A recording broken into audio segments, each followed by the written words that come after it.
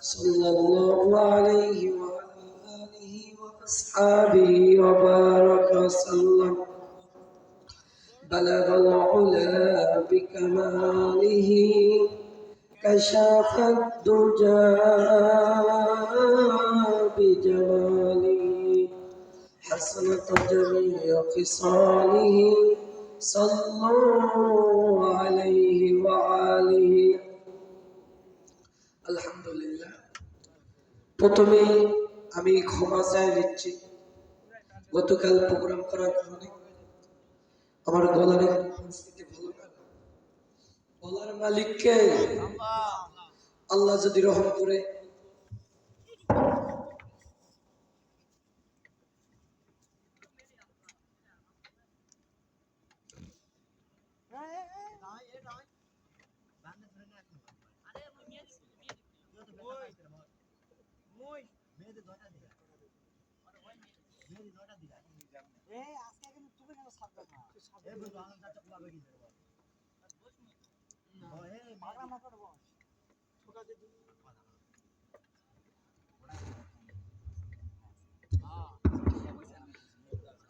আলহামদুলিল্লাহ, আজকে শালগাঁও ইসলামী যুব সমাজের উদ্যোগে যুবক ভাইদেরকে ধন্যবাদ ও ভালোবাসা। আজকে বিশাল তাফসীরুল কুরআন ও ইসালে সওয়াজ মাহফিল, আজকে এই মাহফিলে সভাপতিত্ব করবেন এবং আমার পাশে বসা হযরত মাওলানা মুহাম্মদ লুৎফর রহমান এবং পুরান প্রিয় ওস্তাদ, আল্লাহ তাকে হায়াতে কুল্লি আজিলা দান করে দেন, বলেন আমিন। সম্মানিত হাজিরিন, আজকে মাহফিলে অনেক আলোচনা আছে, তারা আলোচনা করবেন।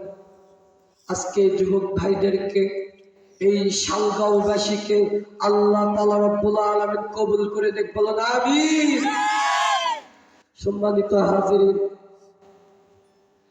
এখন কোরআনের মাহফিলে বসলে কোনো কি ভয় আছে? ভয় করব কাকে? আল্লাহ বলেছেন ইত্তাকিল্লাহ, আল্লাহকে ছাড়া কোনো দুনিয়ার বাতিলকে ভয় করা যাবে না, বলেন ঠিক কি না?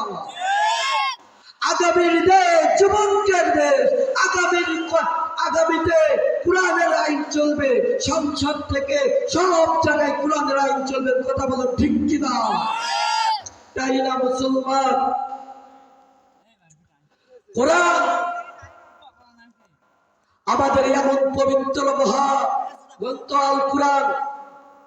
একটি লোক আছে, না বললে না, আবুল সরকার পাগল, তিনি আমার এই সূরাকে দে, আল্লাহ বলেছেন সূরায়ে নাস, ওই পাগল বলে নাচতে বলেছে, বলেন নাউযুবিল্লাহ।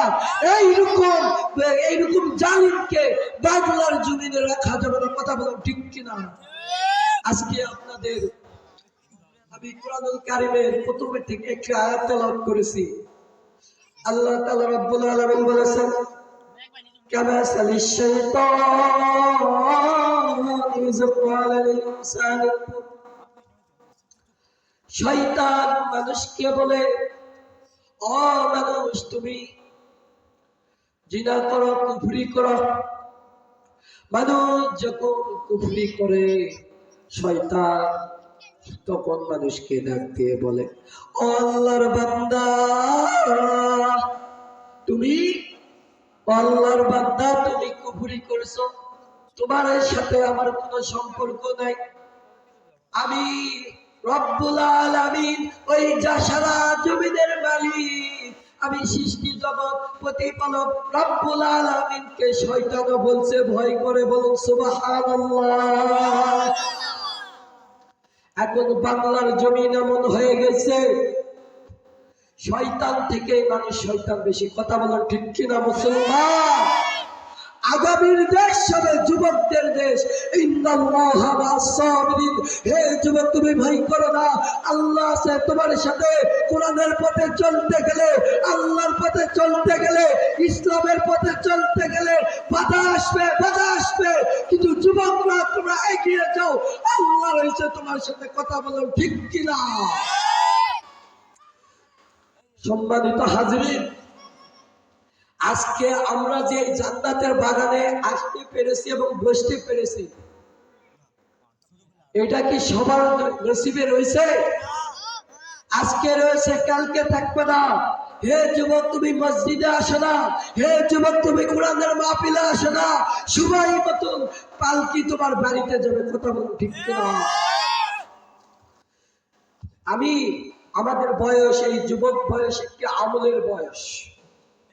যখন আমাদের বয়স আস্তে আস্তে করে যখন চলে যাইবে, যৌবনকাল চলে যাইবে, তখন আর আমল আমাদের এই একই এরকম থাকবে না। যুবক বয়সে যে বিবেক থাকে, এই জন্যই আমি কেন বলি যুবকদের বাংলাদেশ, যুবকের বিবেক সব থেকে বড় বিবেক।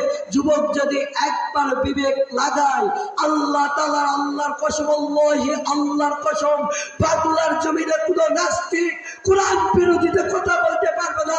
কোন নাস্তিক কোরআন শরীফের দিয়ে হাসি তামাশা করতে পারবে না। কোন নাস্তিক এই কোরআনকে নিয়ে তারা কোনো সন্দেহ করতে পারবে না। এই কোরআনকে নিয়ে তারা কোনো তামাশা করতে পারবে না।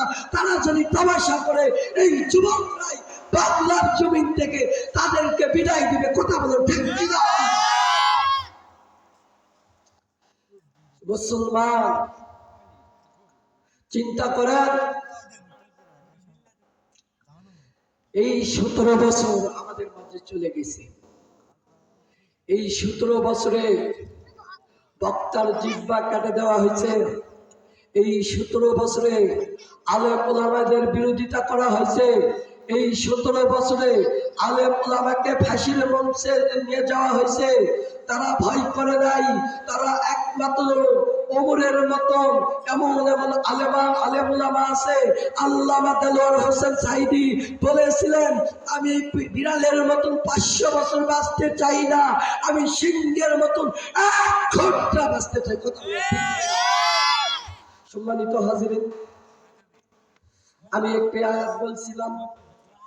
ওই আয়াতের মধ্যে বলা হয়েছিল যে শয়তান মানুষকে বলে, তুমি কুফরি করো।